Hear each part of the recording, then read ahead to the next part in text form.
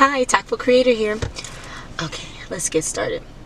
May God the Creator bless us. May God the Redeemer heal us. May God the Holy Spirit enlighten us. Give us eyes to see, ears to hear, and hands to do the work of God. Feet to walk the path of justice, and mouths to preach the good news. May the angel of peace, prosperity, guidance, appreciation, healing, and pure divine love watch over us and lead us to the reign of God. Ashe. Okay, so in honor of this full moon eclipse in Taurus, we're going to start off with the night school deck. So we have a few cards that fell out. We have Unleash Your Senses, Clairsentient, Unleash Your Senses right next to Clairsentient. Ironic, I believe. Find Your Equilibrium, Sagittarius, and Aquarius.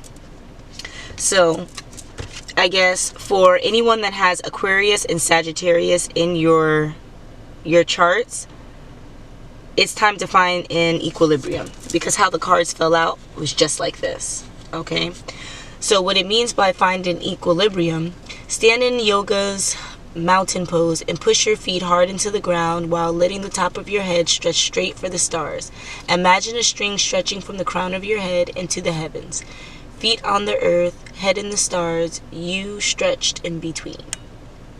Okay, so finding a balance while maintaining a sense of self, connecting with all aspects of the galaxy. That might be a little bit much for finding your equilibrium, but doing yoga, I think, is useful and beneficial. What I'm really getting from this card, though, is that you need to find a balance between your Aquarius and your Sagittarius. And even if these signs are not in your chart, or you don't identify with these signs, maybe you identify with the energy. As we ascend, we pull away from the normal construct that's around astrology. So you were born with certain signs, and within those signs, you are innately guided to move through the world. Even if no one taught you anything, those signs are geared to give you pre-knowledge, in a sense, to better be able to handle whatever feat you have. In a sense, you're born with a set of skill sets. Now, as you evolve, you can attain other energies due to your experience with them, learning from their life, in a sense. So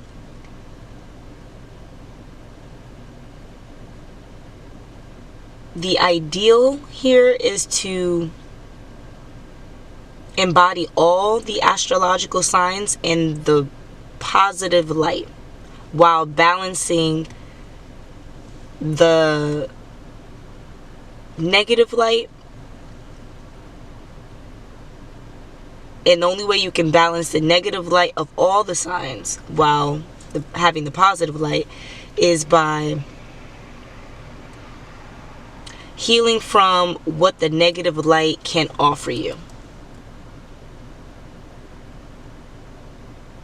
So for Aquarius, we have the ankle, circulatory system, electrical forces in the body, and the nerves or spinal column. They're naturally friendly, outgoing, visionary, revolutionary radicals, and they express their personal uniqueness. However, Aquariuses are also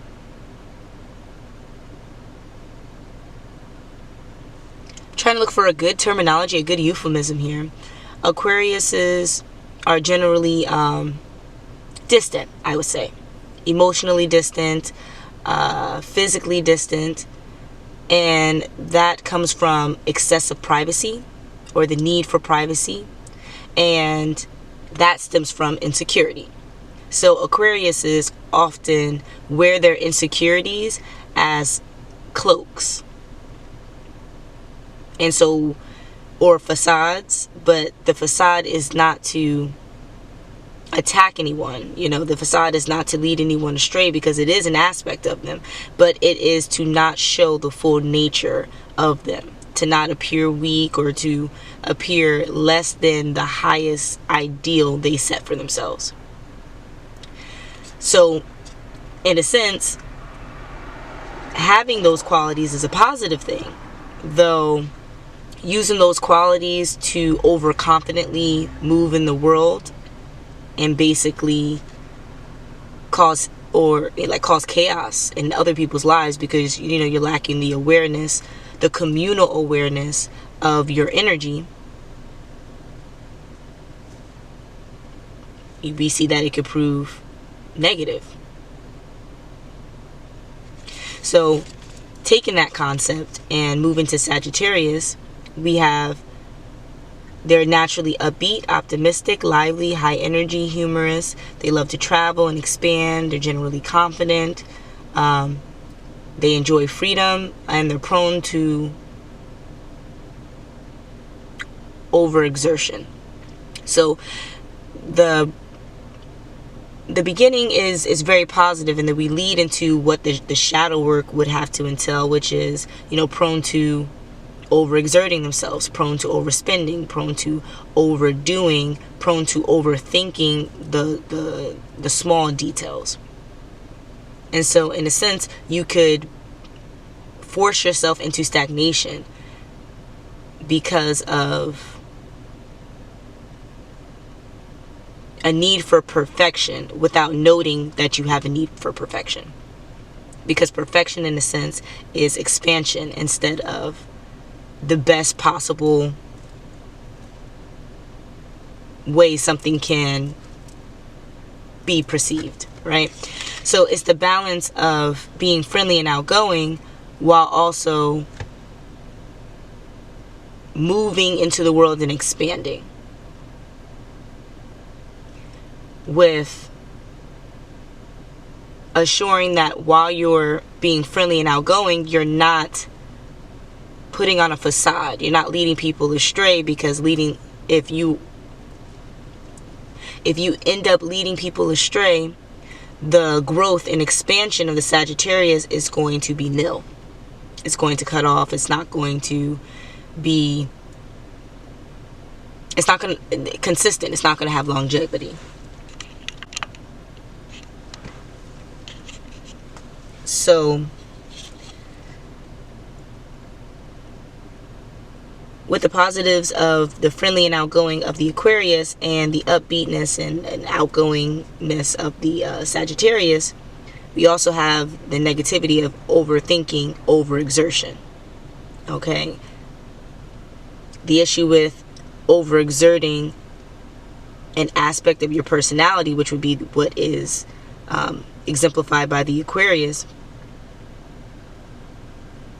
is that you lose a sense of self. And I think that is eventually what we come to understand with finding the equilibrium between the energy of the Aquarius and the energy of the Sagittarius, is that in order to maintain a sense of folly, to be able to go out into the world, be friendly, be upbeat, be the epitome of confidence in the highest light, you have to assure you aren't falling into the negatives of matching your authenticity to your environment, because you are overthinking how you should show up in the world. Okay, so then we have unleash your senses. So open yourself fully to the night, allowing your senses to sing simultaneously. Breathe into it. Gently notice how your nighttime knowings differ from the knowings of your daytime self. So as we said earlier, and I say we because I'm not alone. My guides, the Creator, and other light beings, ancestral beings, they're definitely surrounding me currently for this reading so that the information can be relayed to the intended audience. It's telling you to take a moment and just feel the energy wherever you are, whether it's daytime or nighttime. If it's daytime where you are, feel the energy and compare it to the energy that you feel in the reading, and note what that means to you. If it's also nighttime where you are, See if the environment, the vibe that you are currently in, matches the vibe that the reading is giving off. The purpose of this, you can say experiment, or you can say, self-care ritual, is to practice discernment, to see if what you're seeing and what you're feeling is like what you're focusing on, or that it differs from what you're focusing on.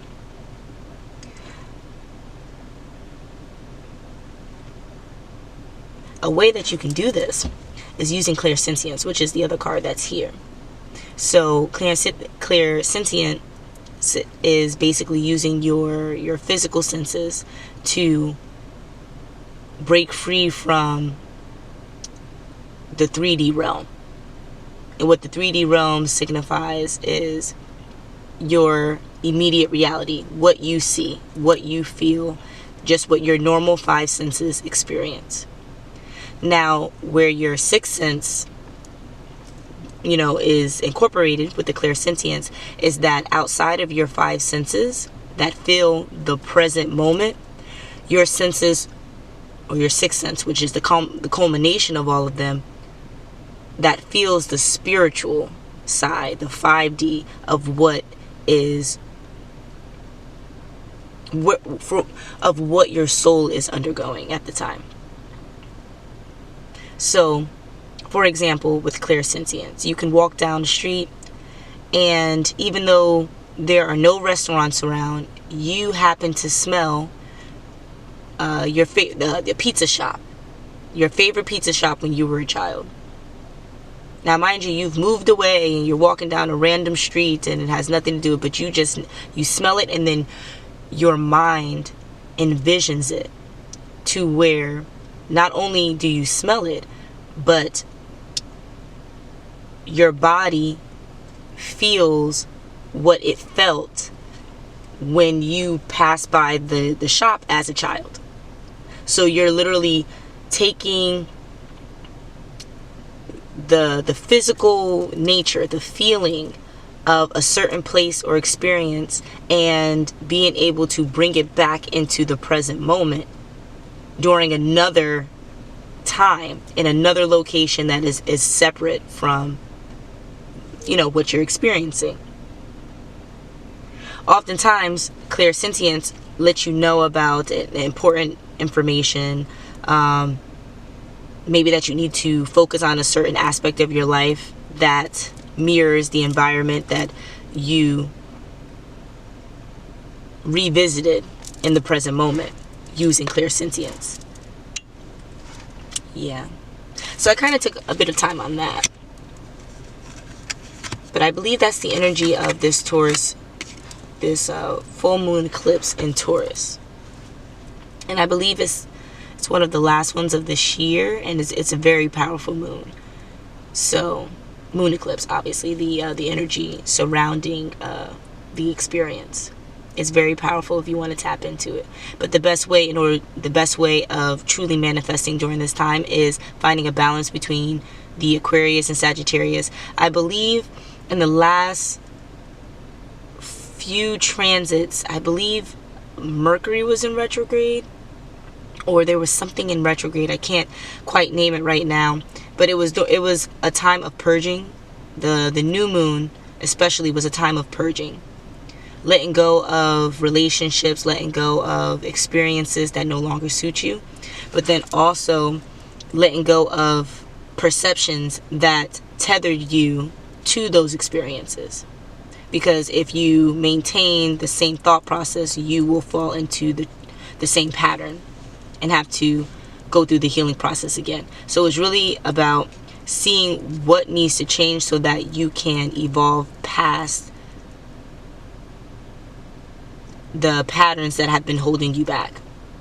Now, with the full moon forcing people to release, a lot went into hermit mode and became reclusive, maybe not as outgoing, or focused more on career or business matters or family matters, and everything was in in-house. It really depends on what your personal experience was, but the general theme is you had to let go, and so after letting go, there was a time of solitude so that you can focus on the priorities that are aligned with your highest self, or just understanding what priorities align with your highest self so that you can revisit whatever you had to let go better and revitalize, so that you don't fall into those same patterns.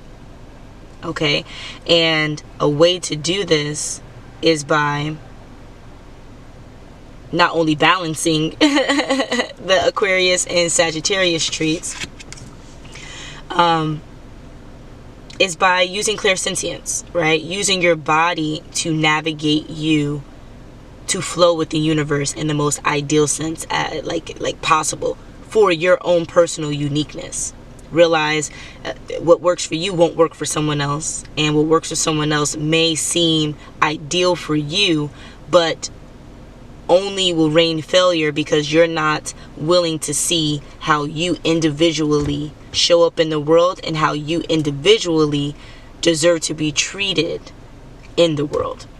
Okay, so understanding clairsentience, you need to understand the body. If you're aligning with this moon transit, pay attention to your ankles, circulatory system, your electrical forces in the body, and that would just be your nervous system, your spinal column, your spinal cords, sound cords, vocal cords, things like that.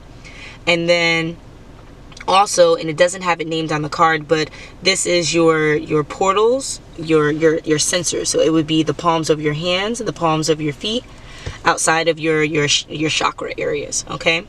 And then for the Sagittarius, you have your thighs, your sciatic nerve, and your hips. So now we're around the midsection, around that sacral and root area. Okay, so yes, find your balance and use your body to navigate that balance.